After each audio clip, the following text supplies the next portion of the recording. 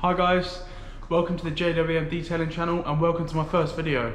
I think as first videos go, I've got a pretty exciting one lined up. So we've got a full in-depth detail of a Mk2 Ford Escort Mexico. It's going to be getting a full decontamination wash, wheels off, arches cleaned, the barrels and the faces of the wheels cleaned. The guys next door getting a load of restoration work done, and it just needs a really good clean up before it's taken back on the low loader up to the owner. So without further ado, let's go in it. Actually first, if you're new around here, which you definitely will be new around here because it's my first video, but it would really help if you guys could just like the video, leave a comment if you feel like it, and just hit that subscribe button. I've got a lot of stuff planned. I've even already got another video in the works, a little product / brand review for you guys, so it really help out.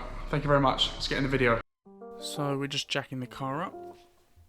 It's going to allow us to take the wheels off and really get into the arches and reach components such as the suspension and the brake calipers.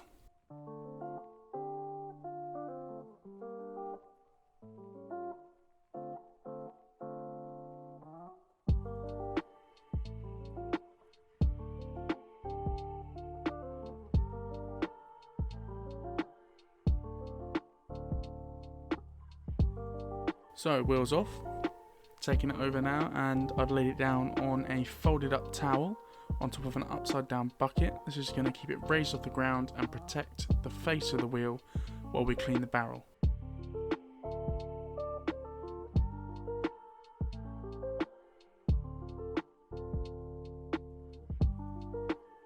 I'm using APC on the tyre now and a stiff bristle brush to scrub the tyre and remove any dirt.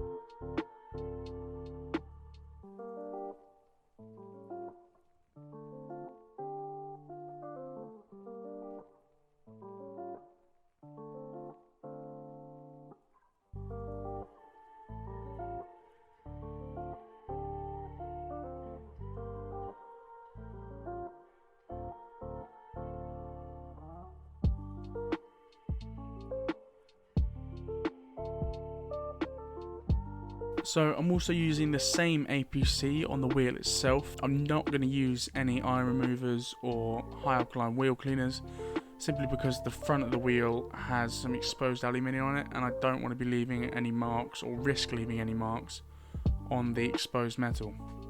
Now for those of you that are new to detailing and might not know what some of these acronyms mean, APC stands for All Purpose Cleaner. These are general degreasers and cleaners that you usually buy in bulk form. They're usually water based and you would dilute them down with water, put them into a spray bottle, and they're used for, as the name suggests, your general purpose cleaning, and then of course you've got some more specialised cleaners for other jobs.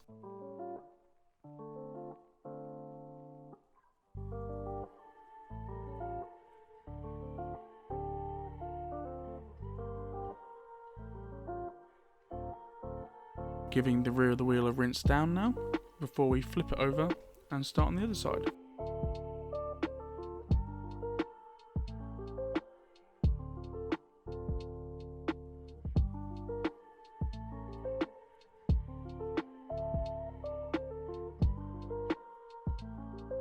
So the face of the wheel pretty much follows the same procedure as the rear. APC on the tyre, give it a scrub, and then the same on the face. Sorry, I forgot to mention, in the bucket we've just got a normal bodywork shampoo. Like I said, some delicate surfaces on this wheel and I was just trying to be as safe with it as possible. It's not actually that dirty on the face, so it didn't really need that strong of a cleaner. Therefore, I think that the normal bodywork shampoo sufficed.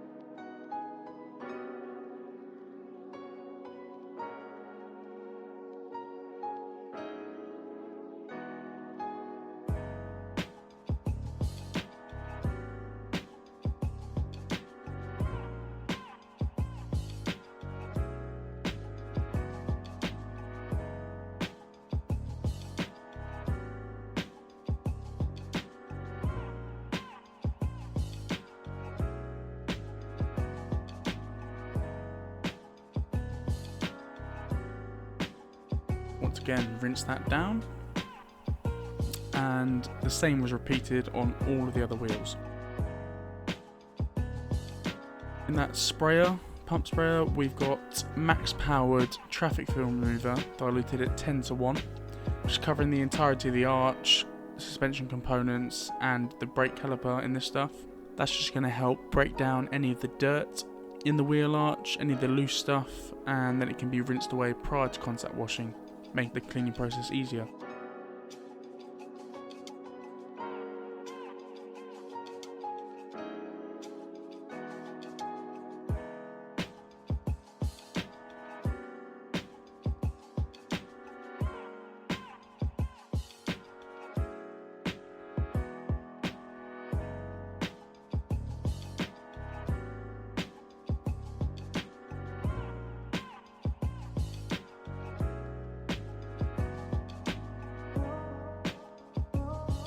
Once again, using the all-purpose cleaner, covering the entirety of the arch, the suspension components and the brake caliper, and of course the mud flaps.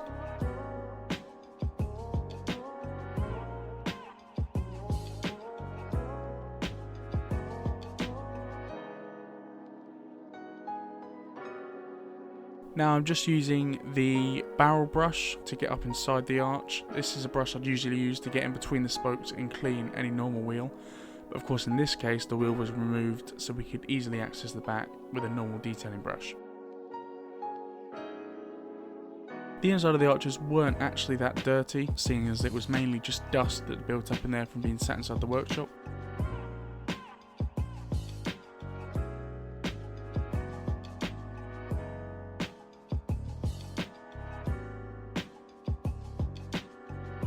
Now onto the brake caliper, again with the all-purpose cleaner, and just working it into every face of the caliper itself with a detailing brush.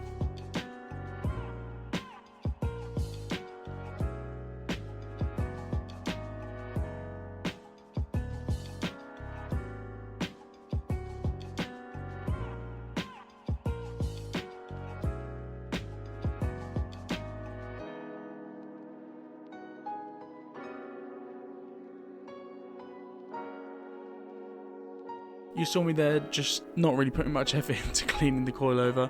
That's not because I'm lazy, that's because they were actually one of the components that was changed on the car during its time in the garage, and therefore they really weren't dirty at all.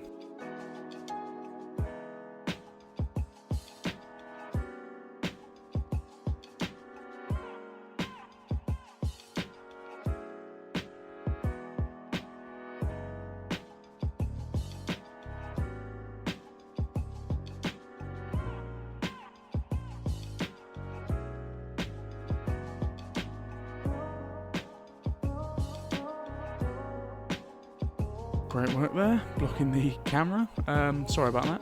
But yeah, just same on the mud flaps, give them a scrub and then everything gets a rinse.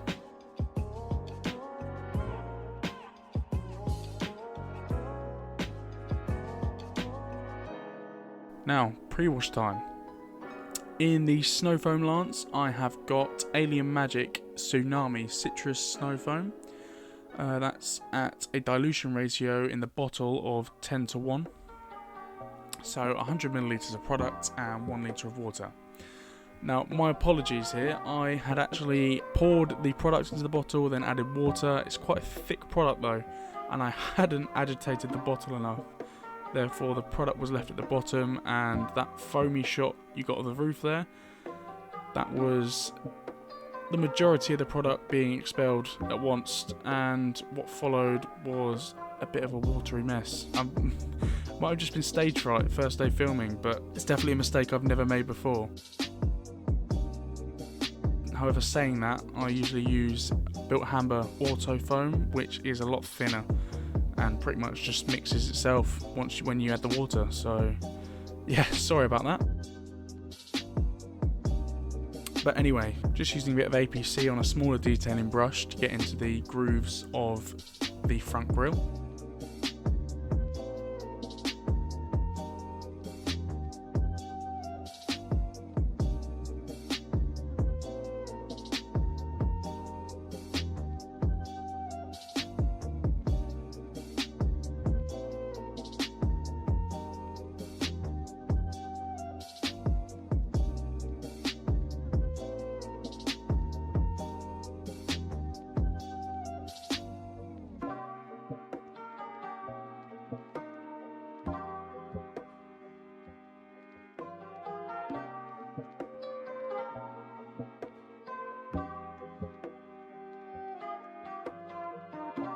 and of course getting around all of the badges.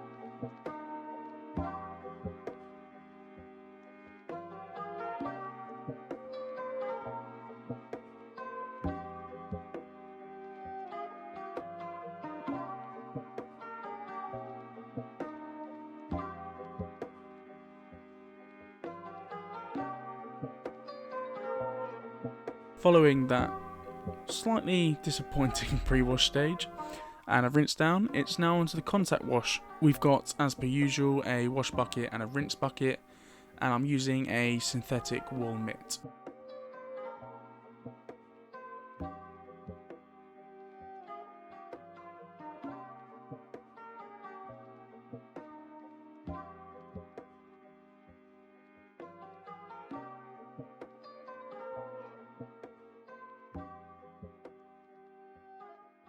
I'm working from top to bottom on the car, so roof first, and then pretty much using a side of the wash mitt per panel. Once both sides have been used, give it a rinse, back in the soap, and then onto the next panel.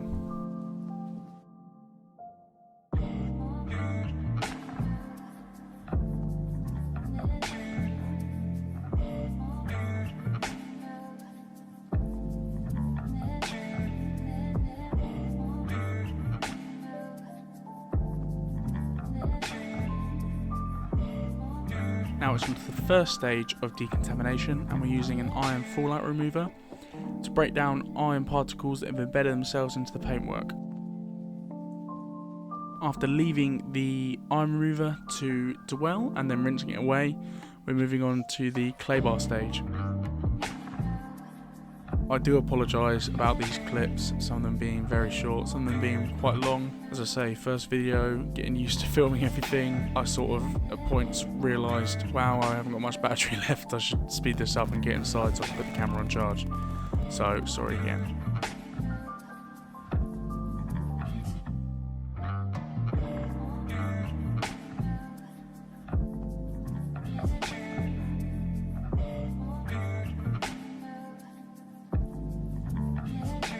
Just drying the car off using a plush microfiber towel before we get it back inside and continue with the detail.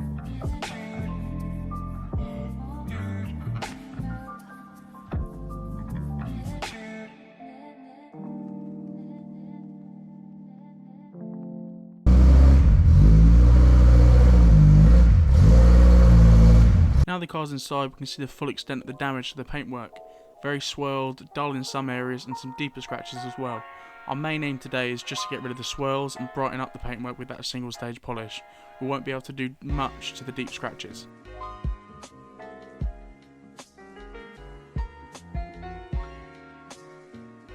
Onto the correction now, and I'm using a dual action polisher along with the yellow Hexlogic pad from Chemical Brothers. It's a heavy cut pad, however it offers great finishing and it really isn't that aggressive. So you can use it in these sort of situations for medium cutting. I'm using it in combination with Shoal Concepts S17 Plus medium cut compound. I've been really impressed with these compounds. I also use their S13, I believe, compound, their heavy cutting compound, and the S40 Black, which is their finishing compound. Very impressed with all of them. They offer, even the heavy cut compounds offer an amazing gloss, an amazing finish. As you'll notice, it is single stage paint, so the pad is actually changing colour, it's going black from the paint that we're taking off.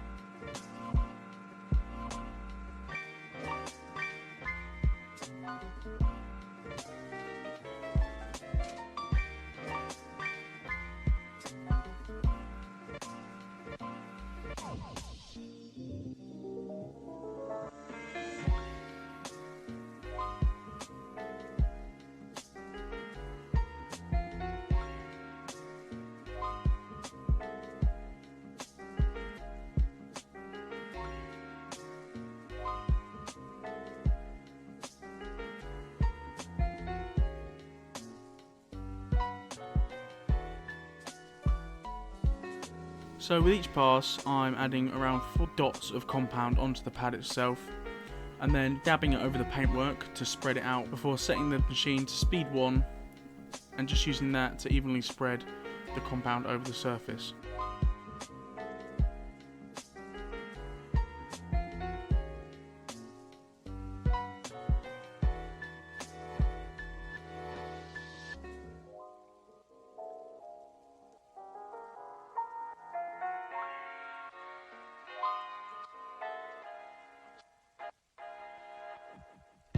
After having spread the compound out on speed 1, I turn the machine up to speed 5, and then I move across the panel before working my way up and down the panel.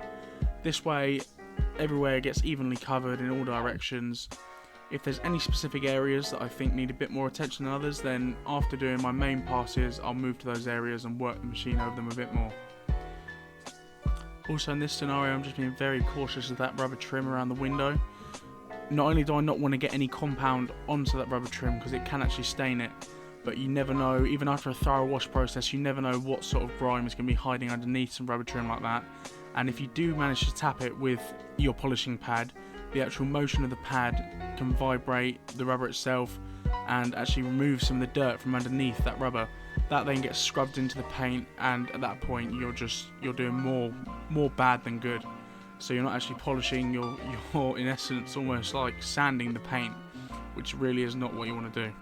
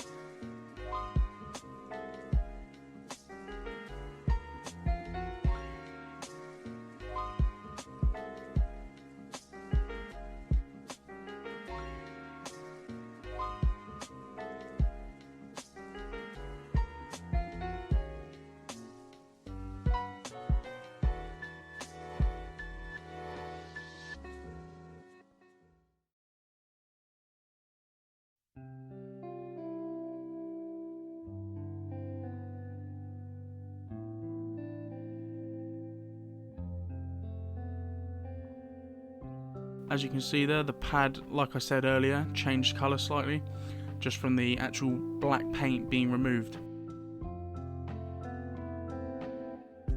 We just remove the polish using a soft microfiber cloth, making sure we get it all removed. You'll be able to tell you're done polishing when you actually see the polish itself almost haze over like a wax would when it's ready to be buffed off. And that's when you know the oil carriers within the polish itself have almost evaporated off and it's time to stop working.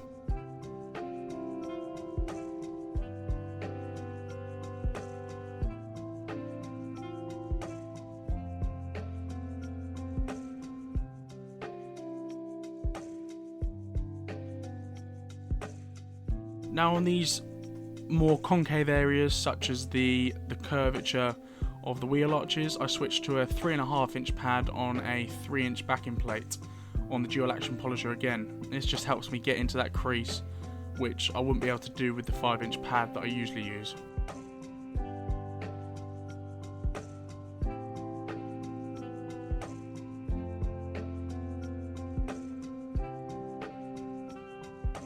We're just following the same process as you usually would with the larger pad, and just working from side to side and then up and down, making sure that all areas get covered.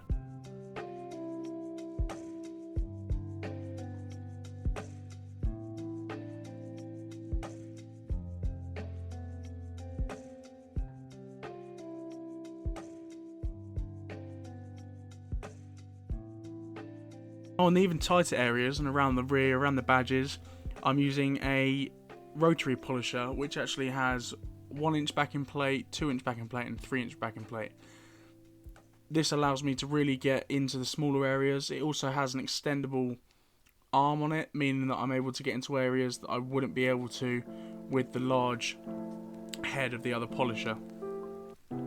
Now of course, working with a rotary polisher is very different to working with a dual action polisher. You haven't got the safety of the oscillating action which sort of takes over from the rotary action when you go over, say, a crease in the bodywork, meaning it's very easy to blow through paint to the primer below, especially on soft single stage paint like this. So you've just got to bear that in mind. Also with the rotary polishers, you've just got to be very careful to not impart holograms into the paint. If this happens, it's not too much to worry about. You just have to go back over the same area with a lighter cutting pad and a finishing polish just to really get rid of those holograms.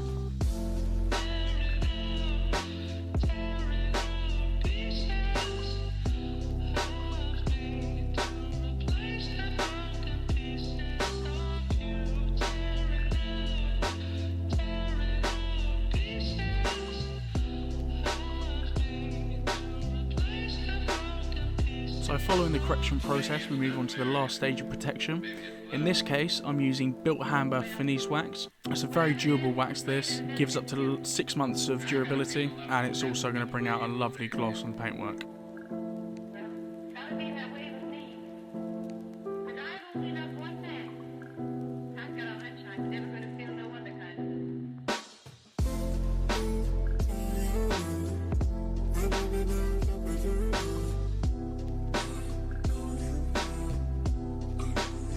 The rear spoiler, as people who know this car will know, it's actually a foam spoiler. It's weird, it's between a foam and a rubber, and I'm actually using a solvent based dressing just to not only dress the foam itself, but also it helps to clean and draw out any old sealants that are still embedded into the porous surface. The reason I'm applying this before I actually buff off the wax, I do it this way because if I do manage to get any sort of overspill onto the paintwork itself, it doesn't really matter because you've got that sort of layer of hazed wax, and then when we go to buffing it off, not only are you going to pick up the wax, but you're also going to take off any overspill that has gone onto the paintwork, meaning everything's clean, there's no smears.